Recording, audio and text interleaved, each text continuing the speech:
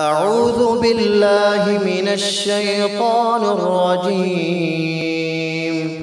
بسم الله الرحمن الرحيم. فاذكروني أذكركم واشكروني ولا تكفرون. يا أيها الذين آمنوا استعينوا بالصبر والصلاة إن الله مع الصابرين. ولا تقولوا لمن يقتل في سبيل الله أموات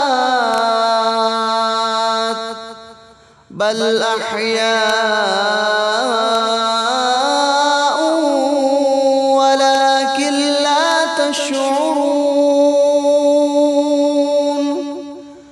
ولنبلونكم بشيء من الخوف والجوع ونقص من الأموال والأنفس والثمرات وبشر الصابرين الذين إذا أصابتهم مصيبة قالوا إنا